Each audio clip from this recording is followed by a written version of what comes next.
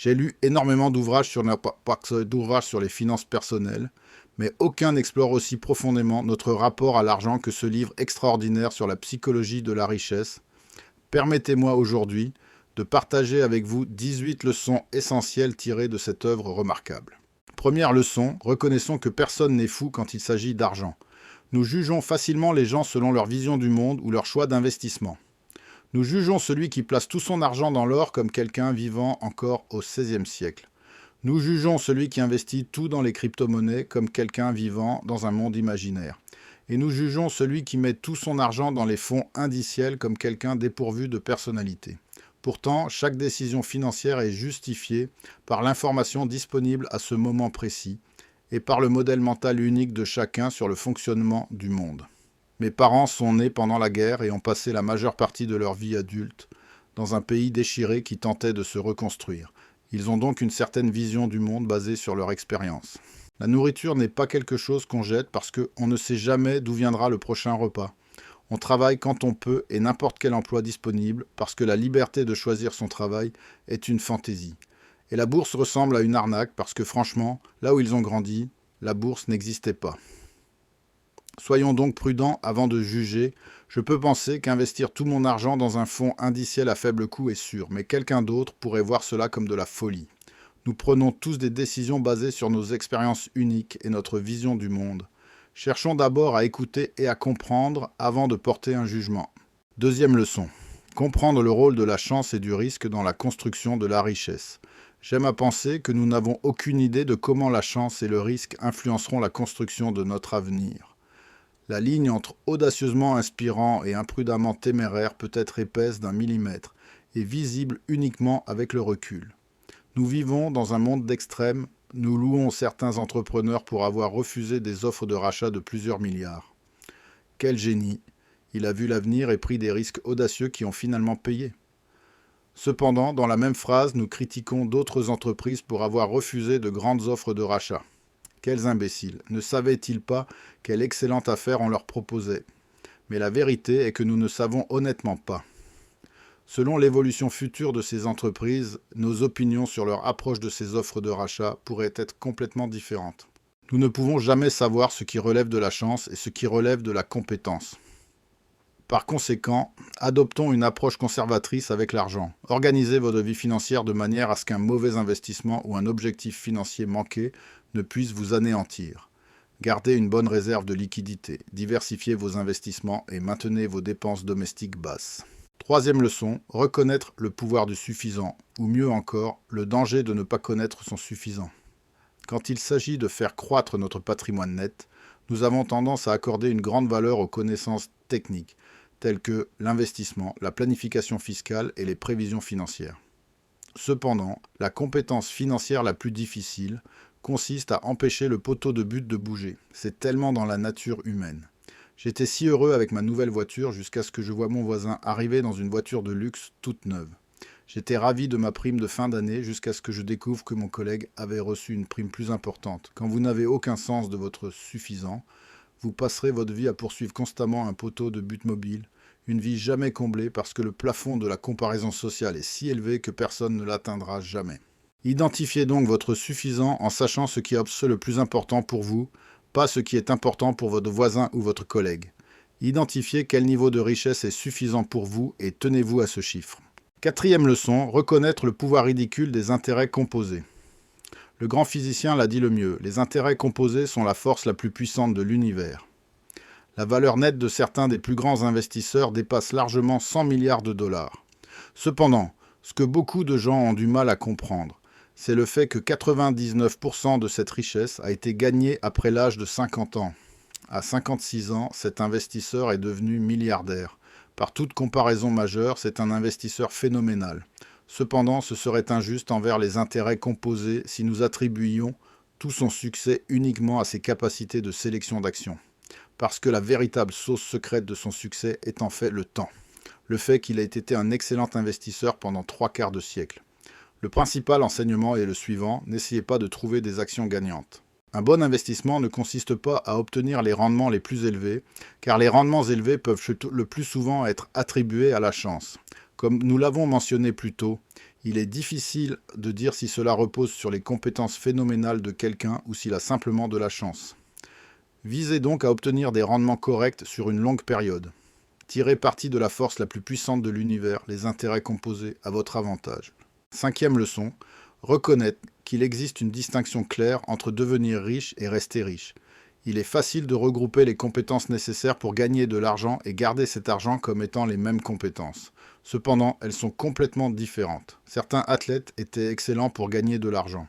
Au sommet de leur carrière, ils pouvaient obtenir des paiements de 30 millions pour chaque combat. Cependant, en raison de leur style de vie somptueux, ils ont déposé le bilan avec des dettes de 27 millions de dollars. Aussi bon qu'était cet athlète sur le ring et pour gagner des sommes ridicules d'argent, il était vraiment nul pour garder son argent. Il a une fois construit un méga manoir avec une caractéristique emblématique, une baignoire de 2 millions de dollars en or pur.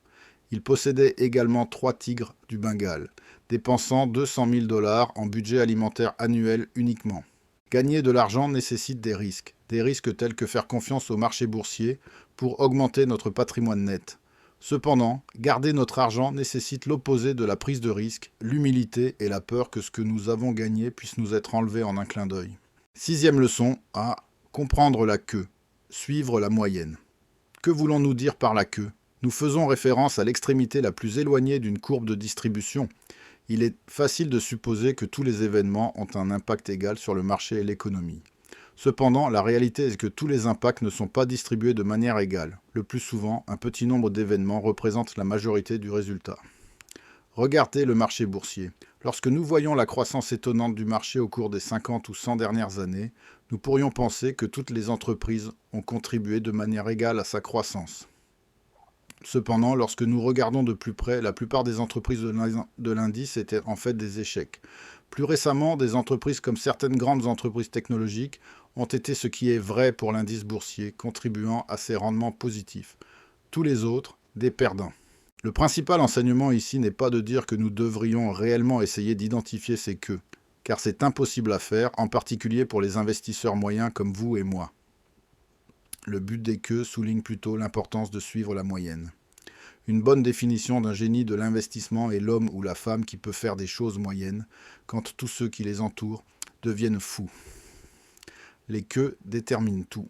Septième leçon, et c'est ma préférée personnelle, reconnaître que de toutes les choses que vous pouvez acheter avec de l'argent, le temps et donc la liberté sont le plus grand achat. La forme la plus élevée de richesse est la capacité de se réveiller chaque matin et de dire « je peux faire ce que je veux aujourd'hui ». Pour moi, c'est très personnel parce que j'ai passé 20 bonnes années de ma vie professionnelle dans une forme d'institution, que ce soit dans l'armée, l'école ou l'entreprise. À l'époque, il était difficile pour moi de comprendre la valeur de la liberté ultime parce que je ne l'avais jamais vraiment vécue. Mais les études et mon expérience personnelle ont fait de moi un croyant. Le bonheur est un sujet compliqué parce que tout le monde est différent. Mais s'il y a un dénominateur commun au bonheur, un carburant universel de joie, c'est que les gens veulent contrôler leur vie. Si vous avez les moyens de racheter du temps, de racheter la liberté, même si c'est une petite tranche de liberté complète, cela vous fournira le meilleur retour pour votre argent. Huitième leçon. Très simple, personne n'est impressionné par votre voiture. Quand vous voyez quelqu'un conduire une belle voiture, vous pensez rarement « Waouh, le gars qui conduit cette voiture est cool ». Au lieu de cela, vous pensez « Waouh, si j'avais cette voiture, les gens penseraient que je suis cool ». Consciemment ou non, c'est ainsi que les gens pensent. Donc, si vous aimez les belles voitures, essayez-en une parce que vous le voulez, pas pour impressionner quelqu'un d'autre. Neuvième leçon, la vraie richesse est le plus souvent cachée. Nous jugeons naturellement la richesse des gens par ce que nous voyons, parce que c'est toute l'information dont nous disposons. Ils ne vont pas nous montrer leur compte bancaire ou leurs avoirs en investissement, alors nous ne pouvons faire que des déductions basées sur les apparences extérieures. À quel point leur voiture est-elle chic ? Quelle est la taille de leur maison ? À quel point leurs dernières vacances à l'étranger étaient-elles somptueuses ? Cependant, c'est la pire façon d'évaluer vraiment la richesse de quelqu'un. Le capitalisme moderne fait de l'aide aux gens pour faire semblant jusqu'à ce qu'ils réussissent une industrie chérie. La vérité honnête est que n'importe lequel d'entre nous avec une cote de crédit décente peut avoir l'air riche si nous le voulions. Nous pouvons financer une nouvelle voiture de luxe. Nous pouvons contracter une hypothèque de 2 millions pour un manoir. Et nous pouvons mettre ce voyage chic en Grèce sur une carte de crédit. Mais la vraie richesse est en fait ce que nous ne voyons pas, parce que la richesse est en fait construite quand nous ne dépensons pas l'argent. Ne pas acheter cette belle voiture ou le grand manoir ou prendre ce vol en première classe hors de prix.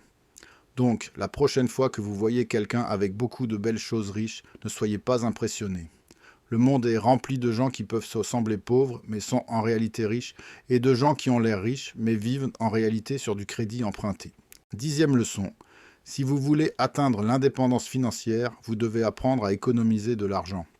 C'est plus important que vos rendements d'investissement, vos revenus ou votre apparence ridicule. La richesse n'est que les restes accumulés après que vous ayez dépensé ce que vous gagnez. Et puisque vous pouvez construire de la richesse sans un revenu élevé, mais que vous n'avez aucune chance de construire de la richesse sans un taux d'épargne élevé, il est clair lequel compte le plus. Quand il s'agit d'argent, nous sommes tellement épris des outils les plus sexy, des véhicules d'investissement et des programmes pour devenir riche rapidement. Mais construire de la richesse est très simple. Dépensez moins que vous ne gagnez et économisez de l'argent.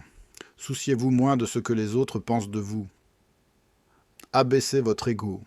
Économisez plus et construisez une vraie richesse. 11e leçon.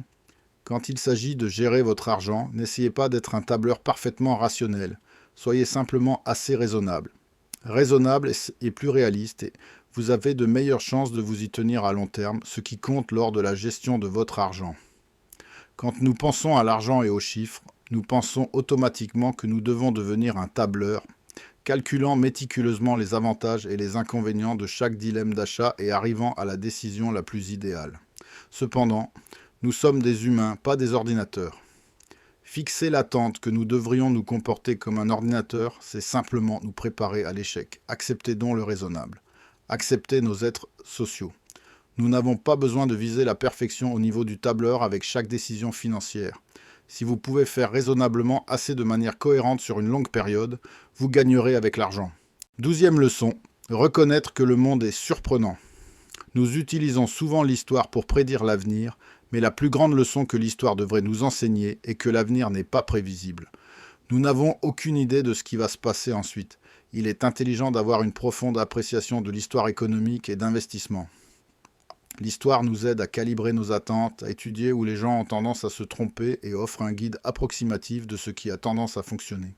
Mais ce n'est en aucun cas une carte de l'avenir. L'histoire est bonne pour les enseignements généraux, la compréhension générale de l'avidité et de la peur, comment les gens se comportent sous le stress et comment les gens réagissent aux incitations.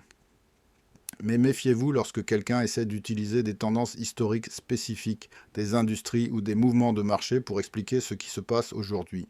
Le paysage économique et politique d'hier est complètement différent d'aujourd'hui, et il le sera encore plus demain. Prenez les leçons générales, mais méfiez-vous chaque fois que quelqu'un devient trop spécifique. 13e leçon. Faites toujours de la place pour l'erreur, une marge de sécurité ou un espace tampon. Aucun plan ne se déroulera jamais selon le plan original. Lors d'une des plus grandes batailles de l'histoire mondiale, il y a eu un moment dans la bataille où les chars désespérément nécessaires ont cessé de fonctionner correctement. Étaient-ils maintenant usés de tous les combats? Étaient-ils trop endommagés du dernier engagement? Non, c'était en fait les souris. Quelques-unes des souris qui avaient été nichées à l'intérieur des chars avaient rongé toute l'isolation, recouvrant le système électrique, les rendant inutilisables. L'armée est entrée en bataille avec certains des équipements les plus sophistiqués au monde à l'époque, mais ils ont été vaincus par quelque chose que personne n'aurait jamais pu prévoir, des souris. La vérité honnête est que malgré à quel point de telles histoires semblent ridicules, des choses comme celle-ci se produisent tout le temps. Donc la bonne règle de base est de s'attendre à l'inattendu et de toujours faire de la place pour l'erreur. Quand il s'agit de mes finances, ma marge de sécurité préférée est de détenir des liquidités, au moins 3 à 6 mois dans un compte courant ou d'épargne facilement accessible. Je préfère personnellement 12 mois. Un grand entrepreneur a dit cela quand son entreprise était jeune. Je voulais avoir assez d'argent en banque pour payer une année complète de masse salariale même si nous ne recevions aucun paiement entrant. Même au début de l'entreprise, il savait qu'il avait besoin d'une marge de sécurité pour réaliser son rêve. 14e leçon, ou en fait c'est plus une leçon de vie, reconnaître que vous allez changer, ou comme j'aime le dire, vous devez changer. Cela me rappelle ce qu'un conseiller matrimonial a dit un jour. Un couple dans la quarantaine est allé à une séance de thérapie et l'épouse se plaignait au conseiller que son mari n'était plus le même homme qu'elle avait épousé il y a 20 ans. Le feu était parti. Il était beaucoup plus réservé maintenant, pas aussi spontané que lorsqu'ils ont commencé à sortir ensemble. Savez-vous ce que le conseiller matrimonial a dit? Eh bien, tant mieux. J'espère vraiment qu'il n'est pas le même gars que vous avez épousé il y a 20 ans. Voulez-vous toujours être marié à un étudiant universitaire de 20 ans? Quand il s'agit de planifier notre avenir financier, nous l'abordons souvent avec la précision que nous saurons exactement ce que nos futurs mois voudront. Mais la vérité, c'est que nous allons changer. Nous devons changer. Je peux être complètement d'accord pour porter la même chemise maintenant. Mais qui sait quand j'aurai 15 ans de plus? Je pourrais avoir un moment eureka de mode et vouloir un budget vestimentaire plus important. Par conséquent, nous devrions éviter les extrêmes de la planification financière en supposant que vous serez heureux avec un revenu très bas ou en choisissant de travailler des heures interminables à la poursuite d'un revenu élevé, augmente les chances que vous vous retrouviez un jour à un point de regret. 15e leçon. Reconnaître que quand il s'agit de rendement d'investissement, même ceux qui suivent le marché, rien n'est gratuit. Je défends fortement l'investissement dans les fonds indiciels, une méthode simple, à faible coût et la plus efficace pour les investisseurs moyens comme vous et moi. Il est donc facile de supposer qu'il n'y a aucun coût à cette façon d'investir. Cependant, il y en a un. Ce n'est peut-être pas en euros et en centimes, mais en émotions. Les marchés ne bougent pas, ne taugent pas comme nous le voulons. Ils montent en flèche et chutent en un instant. Vous regardez le marché boursier assez longtemps, vous passerez par toutes les étapes de l'émotion. Joie, peur, excitation, doute et regret. Vous les nommez, vous les vivrez tous. C'est parce que même si vous avez de l'acier dans les veines, très peu d'investisseurs ont la capacité de dire « je vais bien, en fait si je perds 20% de mon argent ». Cela est encore plus vrai pour les nouveaux investisseurs qui n'ont jamais connu une baisse de 20 ou même de 10% auparavant. Mais acceptez que c'est le prix que nous devons payer si nous voulons récolter les bénéfices de l'investissement sur le marché et construire de la richesse à long terme. Si nous pouvons accepter que la volatilité du marché et les frais que nous devons payer pour investir sur le marché, nous pouvons rester assez longtemps pour que les jeux d'investissement fonctionnent vraiment pour nous. 16e leçon. Identifiez à quel jeu d'argent spécifique vous jouez. Il est facile de supposer que lorsque nous parlons d'argent et de construction de richesse, nous poursuivons tous le même objectif, jouant au même jeu, finalement pour devenir riches. Cependant, lorsque nous épluchons les couches, ce que nous trouvons souvent, c'est qu'il y a beaucoup de variabilité dans ce à quoi ressemble riche pour chaque personne. Pour une personne, cela peut être d'avoir une retraite de classe moyenne confortable à 60 ans. Pour une autre personne, cela pourrait signifier pouvoir vivre dans un manoir de 16 pièces et voler en jet privé chaque week-end. Par conséquent, la stratégie d'argent ou le jeu d'argent auquel chaque individu joue est et doit être complètement différent. Le retraité de 60 ans ira bien en économisant 20% de son revenu dans un fonds indiciel à faible coût. Cependant, l'aspirant passager de jet privé doit prendre de plus grands risques, soit en créant sa propre entreprise, soit en investissant dans des actifs très risqués. Il vaut donc la peine de prendre des indices financiers de personnes jouant à un jeu différent du vôtre. Comprenez à quel jeu d'argent vous voulez jouer et adhérez aux conseils de personnes qui jouent au même jeu que vous. 17e leçon, embrassez l'optimisme. Les gens gravitent naturellement vers le pessimisme.